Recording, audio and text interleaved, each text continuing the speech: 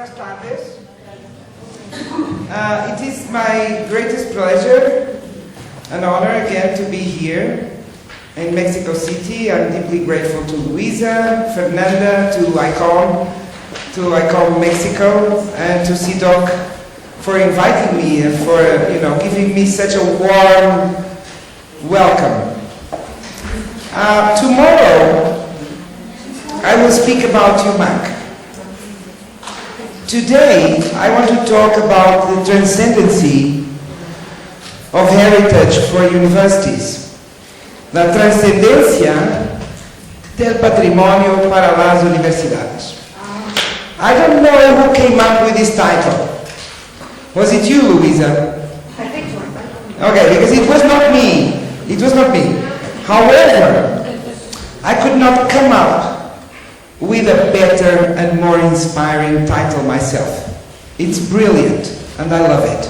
I love this title. Trascendencia. Okay, so in its most common sense, transcendency means beyond the ordinary. It means extraordinary. In philosophy, transcendency means beyond the limits of human experience and understanding. And in theology, transcendency means beyond and independent of the material universe. So something transcendent is beyond the ordinary, is beyond understanding, and is beyond the material. So today I will explain why I think university heritage is transcendent in these three dimensions, but in ways that are different from normal cultural heritage. Let's start with the first, beyond ordinary. For the university, heritage is beyond the ordinary in its wild heterogeneity. Let's dissect this wild heterogeneity. Well, first of all, university museums and collections encompass all possible disciplines. Their diversity is astonishing. The names may change, but there is every possible combination and almost every imaginable subject, from dentistry to contemporary art, from church history to psychiatry, represented by a museum in some university somewhere in the world. Universities have even invented museums and collections that don't exist in the real world. For example, at the University of Palermo in Italy, there is a museum, a research museum of sociology. If you want, I will tell you what it is about later. In number of objects, university collections vary from a couple of dozens to tens of millions of objects. Apart from the more traditional museums and botanic gardens, universities also have historical buildings, many listed as national monuments. We are here in UNAM, for example, but also house museums, science centers, planetariums, castles, aquariums, open-air museums, hospital museums, sacred art museums, sculpture parks, astronomical observatories, historical laboratories, and contemporary art museums, among so many others. There are also national museums under the direct administration of universities. For example, my own museum, which is the National Museum of Natural History and Science at the University of Lisbon, and also the Museu Nacional in Rio de Janeiro, the one that had a fire last year. It is a university museum too. Few people know this. The two scientific national museums in France, the Conservatoire National des Arts et Métiers and the Muséum National d'Histoire Naturelle, are university museums too. We are at the UNAM, and we really do not need examples of the heterogeneity of university heritage. In any case, I have selected a few of my favorite university museums in the world to illustrate, okay? Okay, so this is my museum at the university, the building. And I'm going to show you a few of the collections to show the of the types of collections that we have. Art collections too, sacred art collections, that's a reliquary. Próximo, drawings and herbaria, books and manuscripts. We have two astronomical observatories. This is one created in 1878. It's under my museum. I'm curator of this observatory. The second one, which is a teaching observatory. Some universities have teaching observatories. A laboratorio químico, also from the 19th century. Botanic garden, we don't have one, we have two botanic gardens. Next, one from the 19th century, one from the early 20th century. Okay, but now it's no longer my museum. Unfortunately, I would love to work here. This is Museo Nacional. I selected on purpose a photo before the fire because, we have to remember how it was and continue helping them. And so this is one of my favorite museums, university museums in the world. Próximo. The Musée des Arts et Métiers, I already mentioned. Próximo. One of my top favorite ones, Pitt Rivers Museum, University of Oxford, Ethnology and Anthropology Museum, now under a lot of pressure to return their items to all over the world. I don't know if Mexico is claiming any object from the Pitt Rivers, but they have a fabulous Mexican collection too. This is one of my favorites too, in Senegal, Africa, the Musée Théodore Monod in Dakar, Ethnographic Museum of the University of Al-Aman in Lebanon, Próximo, Ur Museum of Greek Archaeology, with students working avidly and enthusiastically with the artifacts at the University of Reading, UK. One of my very favorites too, Museo Gustavianum in Uppsala, Sweden. This I visited recently. I visited last year at the UMAC conference. We were there. Margarita, you were there too. It's fabulous. It's an incredible collection of design, 20th century design, the Wolfsonian. This is the Weizmann Art Museum, University of Minnesota in the United States. And if it looks like Frank Gehry, it's because it is Frank Gehry. But, almost 15 years before Bilbao. Almost 15 years before Bilbao. And there's this saying, the future happens first in universities. O futuro acontece primeiro nas universidades. And in this case, it's totally true. It's not only in technology and innovation, it's also here. One of my favorites, a house museum of an artist. It's exactly as the artist left it. Kettle's Yard, University of Cambridge. Museo Mas of the University of Costa Rica. I on purpose didn't put any photos from Mexico because I've never been in Mexico, and all these photos were taken by myself. Okay. So next time I show this slide, this PowerPoint, I will include, of course, many from here. The Science Museum of the University of Rio Grande do Sul, Brazil. A science center, natural history museum, very complex museum. Próximo. One of my very favorites. It's always closed to the public, but you can, ask for the key and somebody will show it. It's the Museum of Anatomy, University of Montpellier in France. Many museums of the history of education all over in universities. They are used as teaching tools to train future teachers. Okay, this is in Germany, Bielefeld. The beautiful anatomical theaters that exist. These three are in Europe, but there's many. In Brazil, there's also the anatomical theaters. I'm not sure here, but that one is very special because it's the first. Look at the date, 1594, and it is as it was, designed by Vesalius, the professor of anatomy, and it's still there in Palazzo Bo. Nobody knows that it's there. It doesn't come in any guides. So you have to know, well, first of all, tourists don't go much to Padova. They go, when people go to Italy, mostly they go where? To Venice, to Rome, to Florence. Who goes to Padova? I tell you who goes to Padova. The devout of the Saint Anthony, Sant Antonio. He's buried there. He's buried in Padova. So anyone who likes San Antonio goes there. And in fact, there's a cola, a queue at the door of the Basilica de Sant Antonio, with people wanting to go, and just by the side, this the Palazzo Bo with this Teatro Anatorico, always empty. Nobody knows it's there, and it's incredible. And a museum, the anthropology that I just visited recently in Japan. Okay. Universities also have collections that are not organized in museums. And some of them will never be organized in museums. Okay? This is very important to understand. And in fact, they are the majority.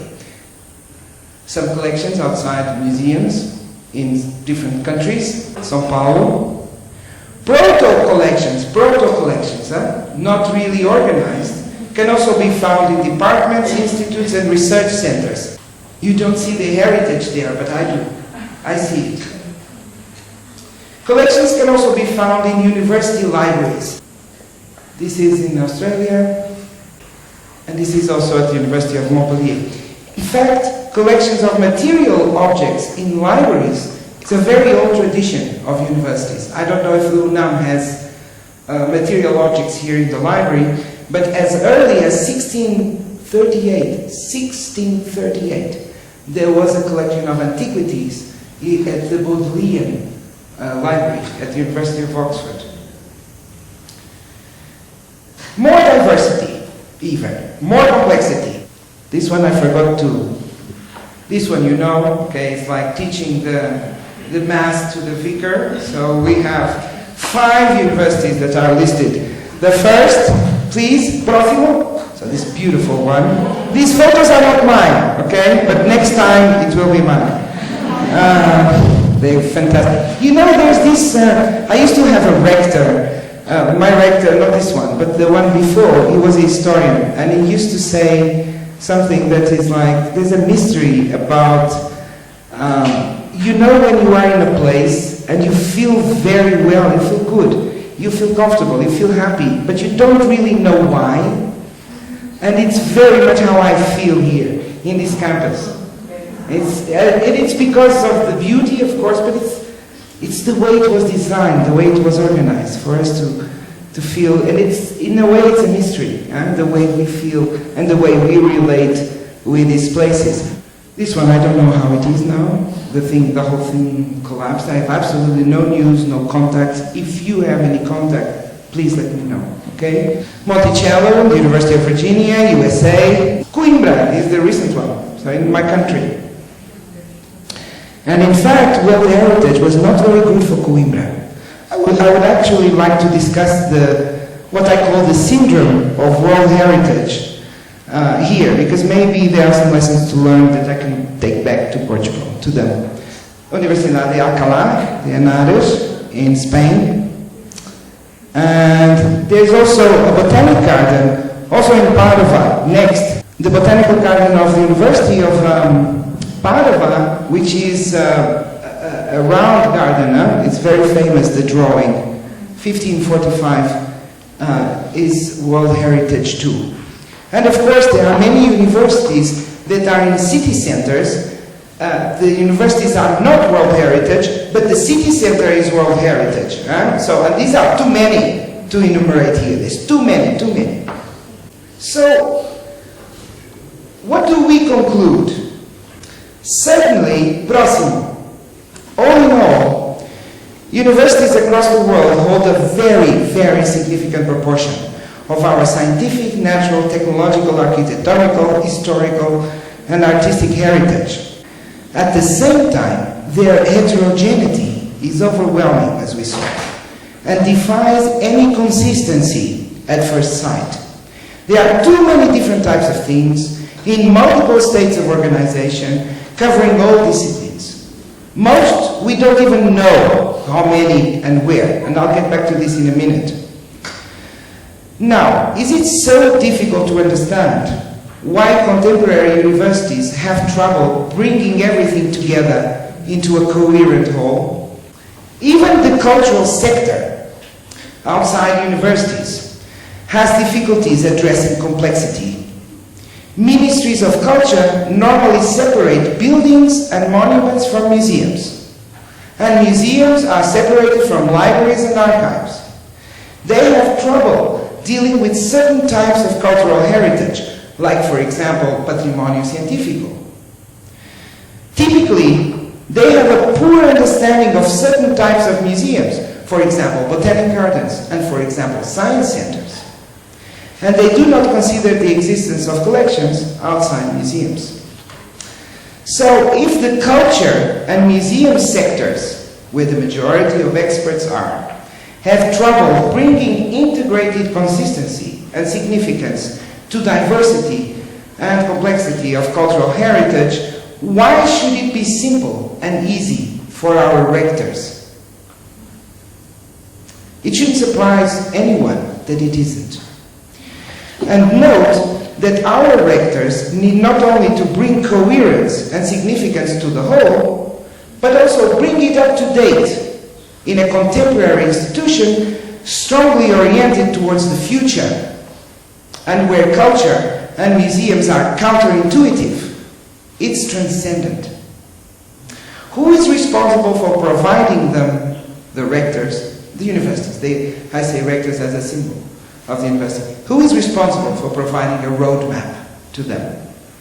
And the answer, my friends, is us. Professionals and researchers trained in the museum, culture, and heritage sectors, but sufficiently open to understand that university museums, collections, and heritage are different, and prepared to conceptualize and defend this difference on behalf of the university and on behalf of the public. In many occasions I have talked about, and written, published, about the specificity of university heritage and about how this incredible diversity is incredibly coherent.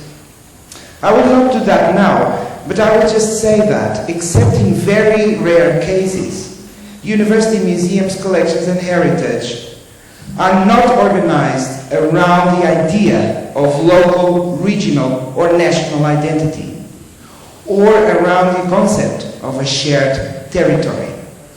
The museums, collections, and heritage of UNAM certainly contribute to the identity, but that is not why they were organized in the first place.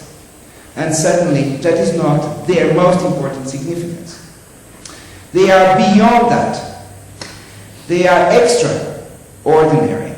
And this transcendency needs to be, in my view, of course, protected and respected.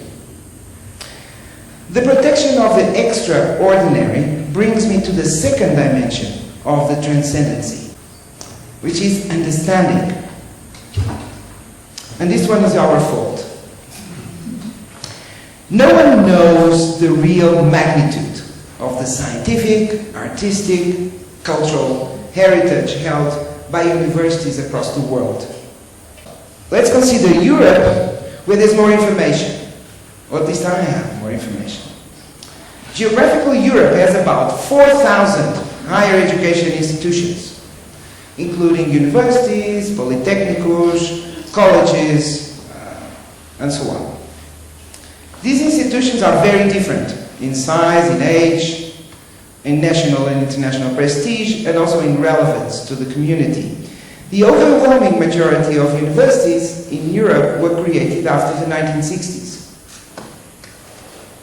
If we consider that each university in Europe has 4 museums and collections, and this number is based on the British survey, okay? The only country in the world that I know that did a systematic survey of their museums, collections, and heritage in universities was the UK.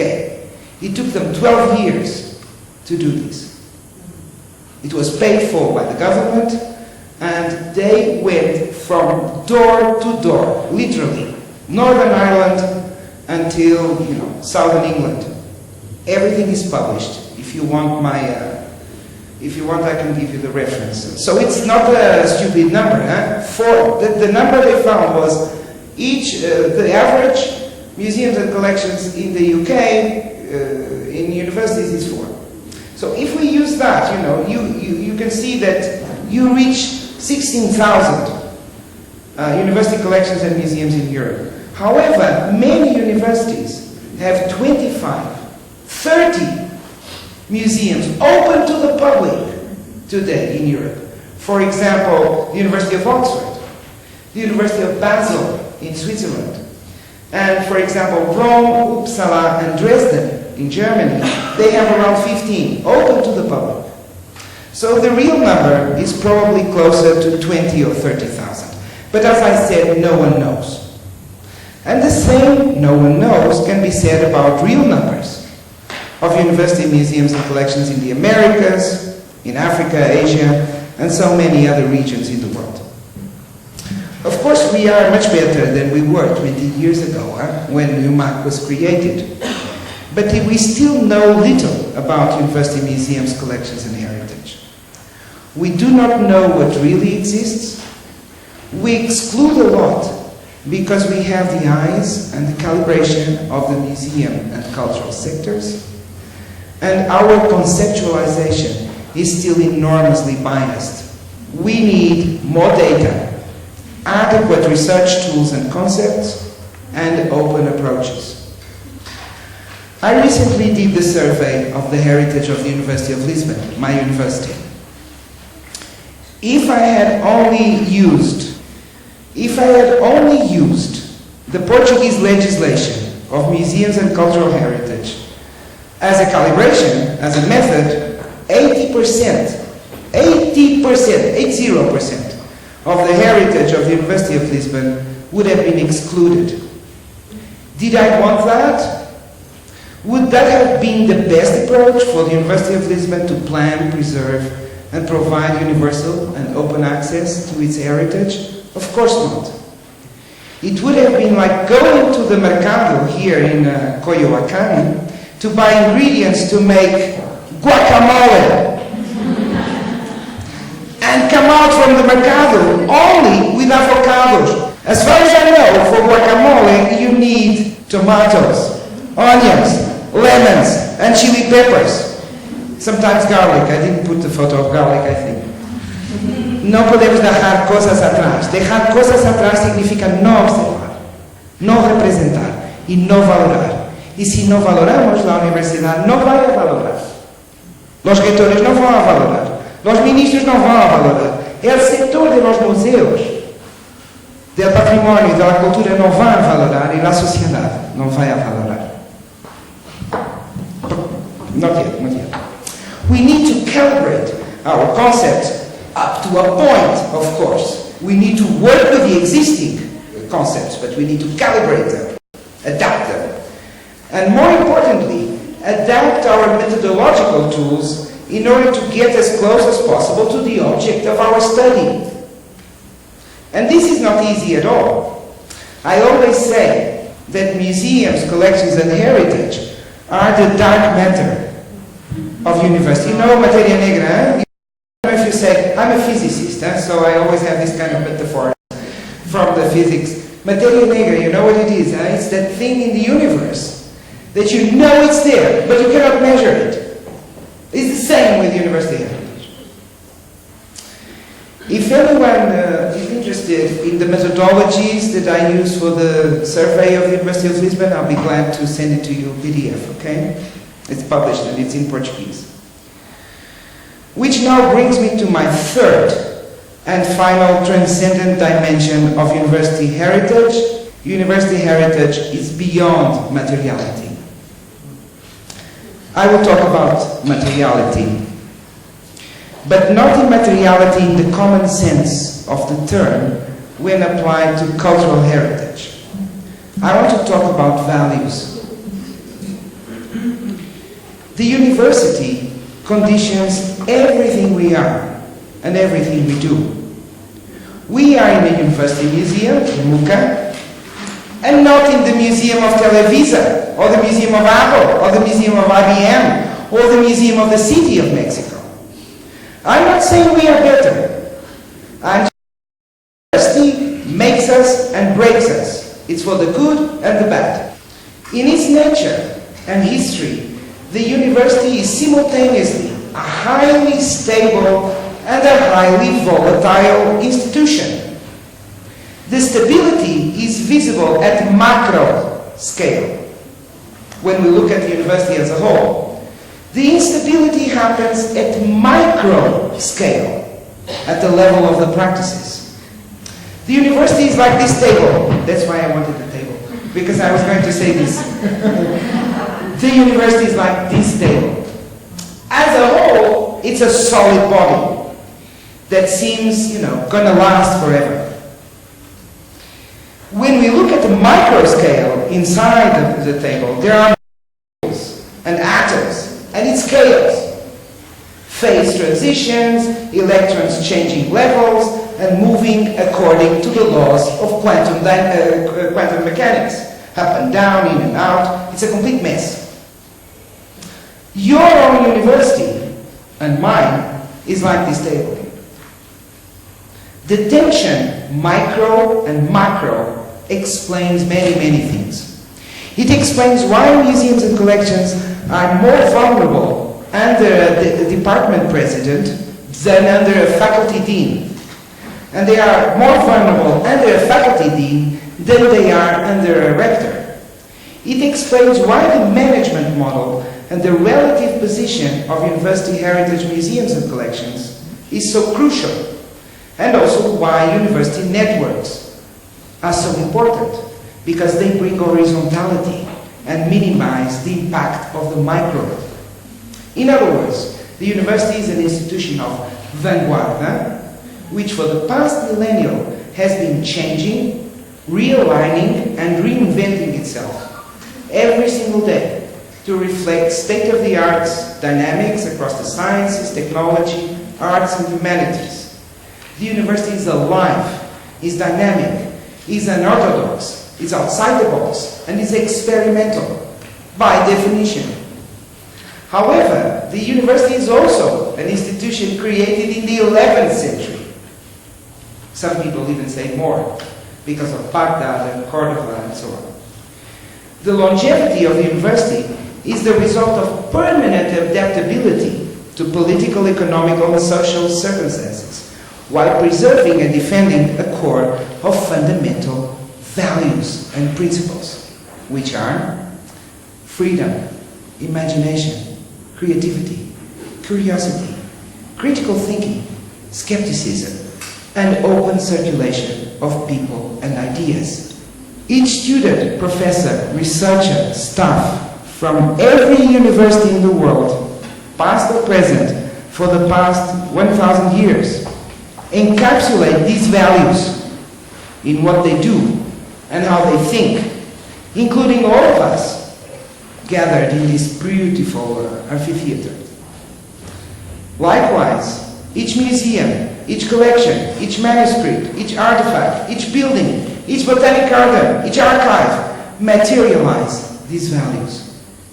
It's up to us in each generation to preserve and update this heritage of values, which are not only, in my view, the most significant contribution of universities to society, but also important pillars of open, democratic, and tolerant societies.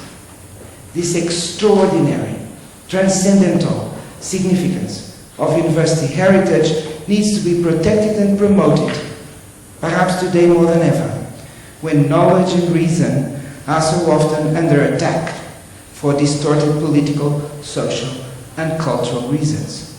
Thank you very much. Muchas gracias.